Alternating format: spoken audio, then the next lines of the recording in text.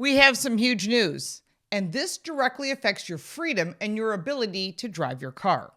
The U.S. Senate voted on a bill to halt the California electric vehicle mandate, which requires 80% of new vehicle sales to be electric by 2035 and has been adopted by 11 other states. This is fabulous news. The outcome affects vehicles' options, prices, fuel choices for drivers nationwide.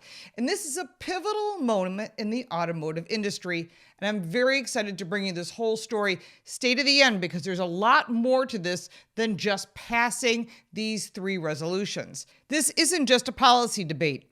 It's a decision that will ripple through car lots, gas stations, and your wallet. From vehicle prices to fuel choices, the Senate's move is a game changer, and you'll want to stick with me to understand why this matters and what's next. But first, I want to remind you to like this video and subscribe to this channel to keep up with what's going on in the automotive world. And here's a quick word from this video's sponsor. Have you ever wondered what happened to Chuck Norris? At 84, he's still kicking butt, working out and full of energy for his grandkids. Shockingly, he's stronger and feels like he's in his 50s, all from one simple change. His wife started doing it too. Feels 10 years younger and has all-day energy. Chuck shares his method in a special video at chuckdefense.com/car. Click the link below to watch it now. You won't believe how easy it is. He focuses on 3 things that sabotage our health as we age. Visit chuckdefense.com/car to learn more. On Thursday, May 22nd, the Senate passed a resolution with a 51-44 vote to cancel California's Advanced Clean Cars II Act. That regulation was aimed to phase out new gasoline-only vehicle sales by 2035. The U.S. Senate passed H.J. Resolution 87, 88, and 89. Now, these 3 are really important because striking down these 3 waivers allowed states to adopt stronger vehicle pollution standards than those required federally. In other words, California made the rule and all the states were forced to follow. Now, putting this into English, because I know it gets really confusing, and I've done a lot of research on this, as many others have. This removes the electric vehicle mandate. This is what we've been waiting for, but there's still more. And this is why I want to explain it to you so that everybody understands and you can spread the word, because this is actually good news, finally going in the way of consumers. It's enabled by a Biden-era EPA, Environmental Protection Agency, waiver. This mandate didn't just affect California. It influenced a dozen states, including New York, Massachusetts, and Oregon, covering roughly 40% of the U.S. population. That means you would have to drive an electric vehicle. And the Senate's decision changes all that. The Senate's decision, following a 246 to 164 House of Representatives vote on May 1st, 2025, sends this bill to President Trump's desk, where it's expected to be signed into law. This is good news, and I'll be watching and reporting if there's any changes. Now, this isn't just about electric vehicles versus gasoline-powered vehicles. It's about consumer choice, economic stability, and the future of the industry that employs millions of people. The Congressional Review Act, or CRA, used to repeal the EPA waiver, limits judicial review, making this decision more concrete than just an executive action. Senate Majority Leader John Thune, a Republican of South Dakota, spearheaded the effort, arguing that California's mandate overstepped federal authority, inflated vehicle costs, and risks straining the national power grid, which is very true. California's plan wasn't just a West Coast experiment. It set the tone for the auto industry nationwide, and actually it impacted the globe. And if the rule had stayed in place, it would have forced manufacturers to only sell electric vehicles in the United States. It wouldn't be worth the cost to build one car for just half the population or a different car for another. And this isn't speculation. We've seen the statements from auto manufacturers and know that this was the plan. By repealing this bill, it preserves your choice, and that's the most important part. Also, electric vehicles come with sticker price, thousands of dollars higher than the traditional internal combustion engine called ICE. If you've seen ICE vehicles, that's what it means. But for example, the average electric vehicle is $66,000 compared to $48,000 for a gasoline-powered car. And the federal tax credit was up to $7,500, and that would have helped bridge the gap. But House Republicans are now proposing to eliminate those credits, potentially making electric vehicles even pricier.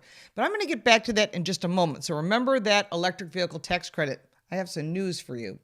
Then there's the infrastructure issue. With only 64,000 public charging stations nationwide, compared to 145,000 gas stations, rural drivers faced long-distance commutes could face serious hurdles. Thune warned that the mandate could overload the power grid, which is true because it can't support it, but especially in areas where there are limited charging options. Imagine being stuck in a small town with no charging in sight. That's not just inconvenient, it's a deal breaker for many. The American Fuel and Petroleum Manufacturers, or AFPM, President and CEO Chet Thompson, and American Petroleum Institute, API, President CEO Mike Summers, offered these comments. Congress has made clear that California regulators have no authority to dictate what cars Americans can buy or ban internal combustion engines. President Trump can now deliver a major part of his campaign promise to end the electric vehicle mandate in the United States. This is a massive win for consumers and working families all across the country. I agree with that. The National Auto Dealers Association, or NADA, backed the Senate move, arguing that the mandate distorted the vehicle market, and NADA President and CEO Mike Stanton stated that this unrealistic mandate, coupled with the insufficient and unreliable charging infrastructure, would have drastically reduced consumer choice, raised prices for new and used vehicles and trucks for all Americans. Even General Motors, who once was a vocal EV supporter all the way, wouldn't give it up. Well, Mary Barra is now turning the other direction, and she's reportedly pushing to revoke the mandate after April 2025 EV sales dipped, signaling consumer hesitation. You have to read the tea leaves, or just ask someone what they want and then build the cars that we want. Other manufacturers are very aware of it. Some are making quick, immediate changes. Others are still dragging their feet, and of course, we'll be reporting on that. But California isn't going down without a fight. Governor Gavin Newsom and Attorney General Rob Bonta have vowed to sue the federal government, calling the Senate's vote illegal and a violation of decades of precedent under the Clean Air Act, Newsom said. Republicans went around their own parliamentarian to defy decades of precedent.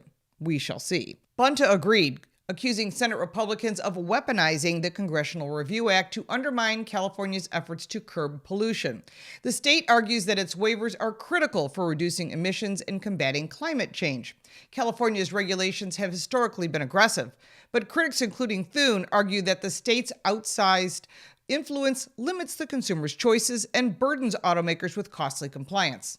Really what it means is car manufacturers are taking losses, which means they're reducing the people that they hire, which means they reduce the choices you have, and then your product isn't getting refreshed. You're not getting the product that you want because the government's making the calls, not you, the consumer. The Senate's vote isn't just about cars. It's about protecting a $100 billion sector in the U.S. economy, the specialty automotive aftermarket, which relies heavily on gasoline-powered technology and supports over 330,000 jobs.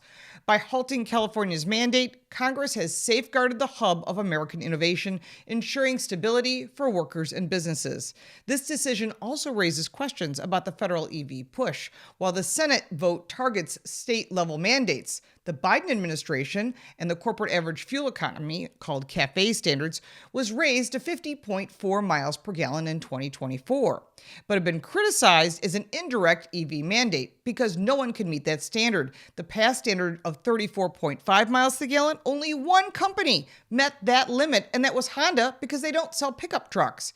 Everybody else couldn't make that. So the U.S. Transportation Secretary Sean Duffy told Reuters that those standards are illegally drive up car prices. Over 120 House Republicans echoed this, arguing that the National Highway Traffic Safety Administration, NHTSA, overstepped its authority by factoring in EVs into its calculations. And that calculation is not accurate, by the way. I have covered that, and we're going to bring you a new story on that because I'm trying to get this to Sean Duffy so that he knows that this multiplier that's being used by car manufacturers is totally bogus. So be careful what you read when it says MPGE. It's not accurate. The Senate's vote reshapes the auto market, but it's not the final word. California's lawsuit could delay or complicate implementation through the CRA's limited judicial review strengthens Congress's position. For drivers, this means more choices at the dealership. Gas-powered and hybrid vehicles will remain widely available, preserving options for those who can't afford electric vehicles or live in areas with sparse charging. Now let's get back to that $7,500 tax credit I was talking about. President Trump's one big beautiful bill cleared the House of Representatives late last night, and now it has to go to the Senate, where it faces an equally hard fight. And here's what the auto industry is watching carefully. The legislation, as it stands now, it phases out the $7,500 sales rebate or tax credit in reality for electric vehicles, the $4,000 rebate for used EVs, and the $40,000 rebate for clean commercial vehicles at the end of this year. That means all of that would go away at the end of 2025. That's 7 years earlier than were originally set to expire. Same goes for the $1,000 tax credit for installing level 2 chargers in your home. If passed, all of this goes away on December 31st. So if you want an electric vehicle, you would want to buy one before the end of the year and take advantage of everything that you can. The bill also tacks on a $250 annual federal fee to all electric vehicles, which we talked about last week. So if you haven't seen that, check it out. But maybe some of this will get changed under reconciliation between the House and the Senate bills. And of course, we'll be watching.